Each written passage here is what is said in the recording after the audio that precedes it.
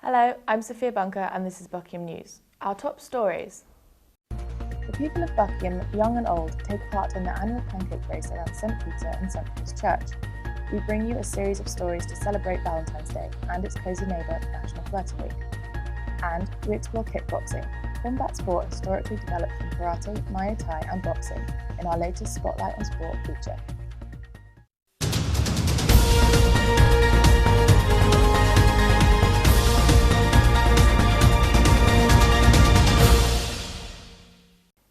A report by UCAS, the central organisation through which applications are processed for entry of higher education, announced an increase of the number of 18-year-olds applying for placements in 2017. However, how has the last summer's Brexit vote influenced the volume of applications from inside and outside the EU? Noli Lizwanisu went to find out. The number of 18-year-olds accepted into university rose by 1.5% to an all-time record of just over 230,000. Young people's chances of entering higher education has increased by a massive 4% across the UK, reaching a record of 32.5% in England. In Buckingham's case, for example, our January intake that's just ended about a couple of days ago, we've actually welcomed more international students from outside the EU than we did in January last year. So we're growing in terms of our interest from outside the EU. The number of EU students accepted at UK universities rose by 7%, which is similar to the growth rate in recent years. However, the number of non-EU students fell by 2.3%, which is the first fall since 2011. For example, here at Buckingham, where we have students from 85, 90 different countries, and indeed our intake of new students in January this year was from 65 different nations and countries around the world. That's fantastic. As UCAS Chief Executive Mary Cook said, although the number of students from disadvantaged backgrounds entering higher education has reached record levels again this year, there are early signals that the good progress made in recent years may be slowing down. Noli Lizwanisu, Buckingham News. The annual Buckingham Town Pancake Race was held on Tuesday the 14th of February, organised by Buckingham Town Council. The races, which included both adult and children's competitions, was this year celebrated a fortnight in advance of Shrove Tuesday. Nandi Kazwayo has the story. Pancake Day, as a traditional event, usually takes place the day before Ash Wednesday, the start of Lent.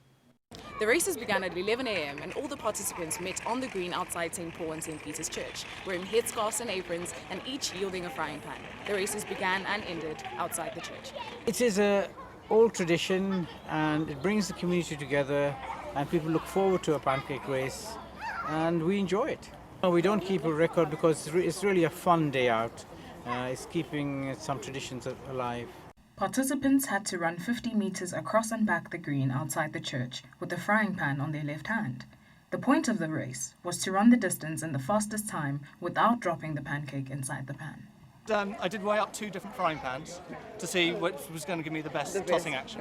It's a good community event and it supports Buckingham, which I think is important. So so I was happy to be here. The pancake race was very successful with many smiling faces at the finish line. The winner, Charles Clare, won himself a very nice small trophy. Congratulations to you. This is Nandi Kuzwayo for Buckingham News. A new dining experience has migrated to Buckingham. Every Tuesday, Baja Cantina, a Mexican food van, will be bringing traditional dishes to townsfolk and students alike. With a menu of traditional Mexican dishes, the Beach Shack-style van will be bringing some of Mexico's sun to Hunter Street every week. Vilda Elgin has been to try it out. Mexico. Sun, sea, sand, tequila, tortillas, and knowing Donald Trump, and now, supplying Buckingham's newest culinary offering. Combining the traditional tastes, smells, and flavors of Mexico with locally sourced ingredients, Baja Cantina are sure to trump their opponents. The menu includes tacos, pumped up nachos, and more. If you want the food, you'll have to pay for it yourself, as they won't pay it for you.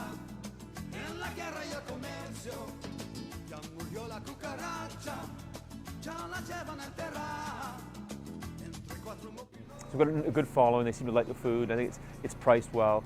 It's good fun. People like it, and that's, for me, that's the biggest gratification. Just seeing people enjoying the food. So a lot of fun.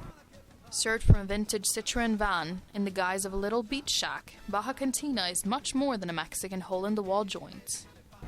And I've always thought over the last kind of 20 years, England needs a taco, more tacos. And now you can see there's lots of Mexicans, but always been a little bit of a dream, and I couldn't really afford to open up a proper restaurant, so this is it. Aunque no podamos traer solo el surf de la costa mexicana que han inspirado el negocio, este negocio es un oasis en la oscuridad. This is Bill Delgoin, reporting for Buckingham News. Charles Morgan, grandson of the inventor of the original Morgan motor car, lectured students about design in the digital world. His fireside talk, hosted at the Vice-Chancellor's Ondaatje Hall residence, was organised to coincide with European Startup Week. Amarachi Duro has the story.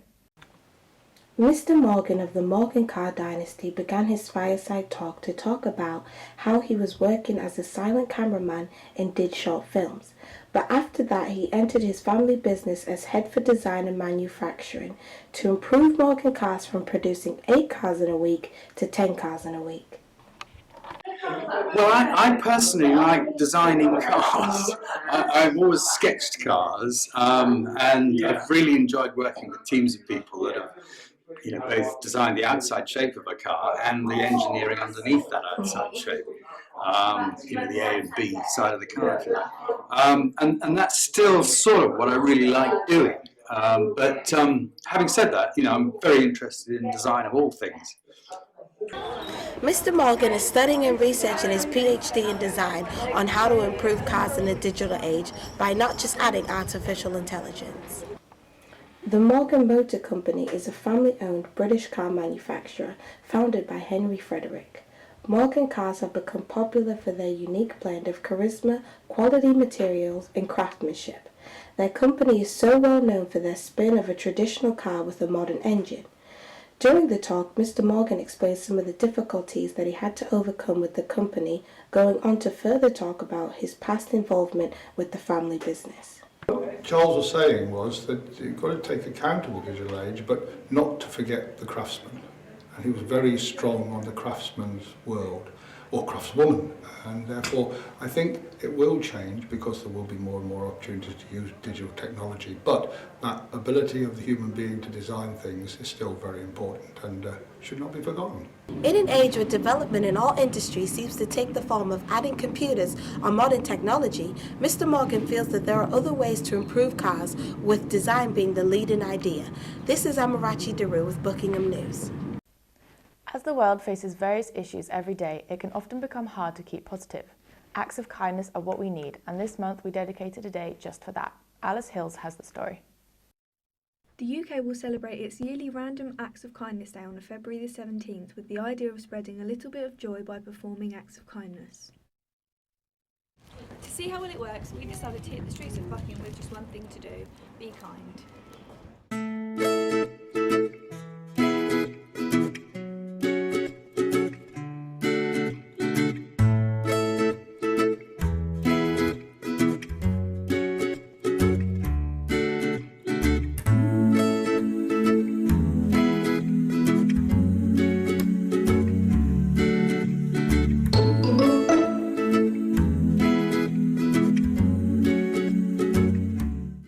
Research has shown performance of doing something for another releases a chemical high, more so than if someone did something for you. With acts coming in all shapes and sizes, what will yours be? This is Alice Hills for Buckingham News. In other news, a police unit was called to the University of Buckingham's Old Town Law Mill in the early hours of last Saturday morning. The Thames Valley officers attended the party, which was being hosted by the Students' Union Executive Committee at the request of security personnel who were looking after the event. The University of Buckingham Student Union has been forced to cancel its planned trip to Amsterdam in March after a lack of interest from paying students. Despite a large number of interested students putting their names down for the trip, the cost which rose from £250 to £400 due to a change of accommodation. Insufficient payments were actually made, forcing the Students' Union Executive Committee to cancel the trip. 14th of February was of course St Valentine's Day, where couples and singletons alike come together to show their love for each other. Celebration can take form of a simple card exchange or something much more romantic.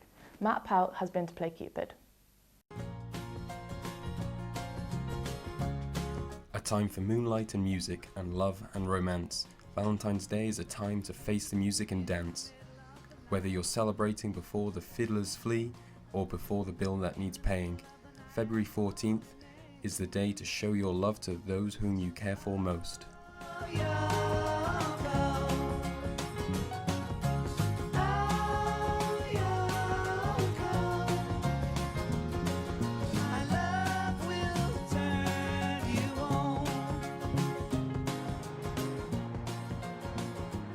Sainsbury's recently having started selling same-sex Valentine's Day cards showing the words of you plus me. 2017 may just be the year of the Valentine's Day of equality.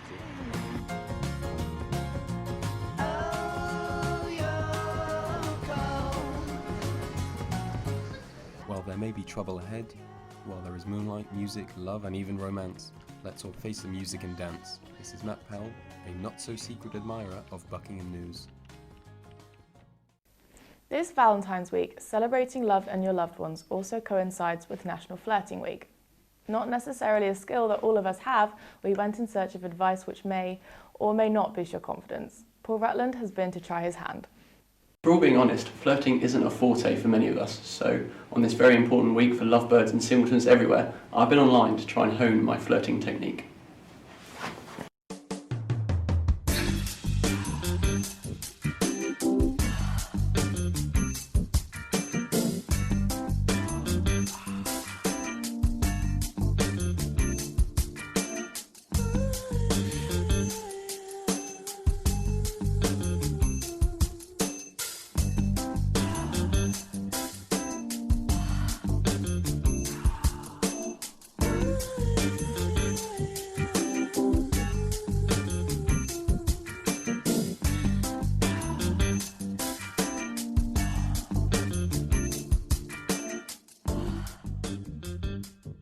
Have you just come down from heaven because you've answered all my prayers?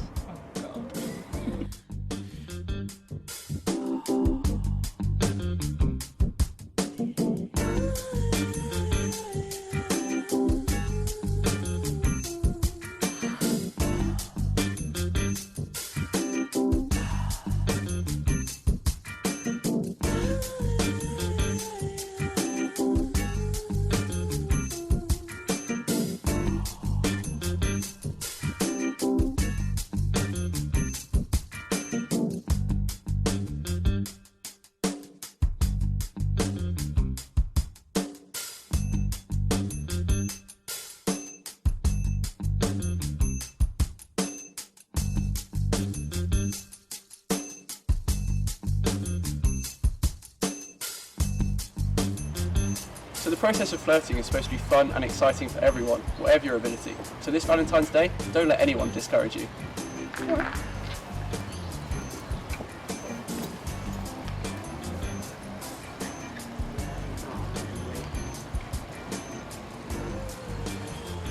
This is Paul Rutland, Buckingham News. And now over to sport with Autumn Tang. Thank you, Sophia. The University of Buckingham's kickboxing group is one of the few martial arts options offered at the university, providing students with high-intensity workouts and combat skills. In your latest Spotlight on Sport feature, He has been to check it out.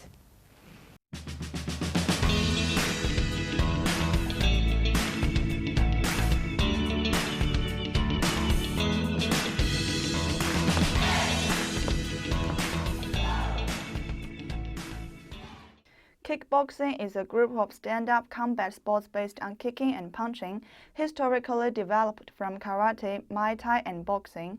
Kickboxing is practiced for self-defense, general fitness, or as a contact sport, and the students at the University of Buckingham are avid participants in this new activity at the university. Session we cover everything from fitness training, stamina, flexibility, toning up, and discipline. It also makes you alert, stronger, faster, and of your wit about you, much, I think, are much quicker than the average person. The kickboxing group was started by Robert Parks more than 2 decades ago and has fluctuated from dozens of participating members to just 2 or 3. As one of non-team activities on offer at the university, the group is open for anyone to run up and try out. It's such a good sport to do. I would advise anybody to give it a try at least once, and then they can decide if it's them or not. But it's a great sport to do. and I wouldn't do anything else. The sessions are intense, starting with stretching and ends with sparring. Despite the high-intensity workout, the sessions are tailored to beginners. Hopefully, the jabbing, kicking, and punching they learn at their workouts will stay in the exercise studio, except for those hoping to excel towards competing. For now, though, Buckingham's kickboxing group are looking forward to more students joining them in the future. This is Keshu, Buckingham News. The other sport news. The University of Buckingham's Polo Club took part in the national finals at Rugby Polo Club last week. In 4 games across 2 days of competition, the university side won 2 and lost 2 of their matches. It went really well. For most of the team, it was their first time participating in the tournament.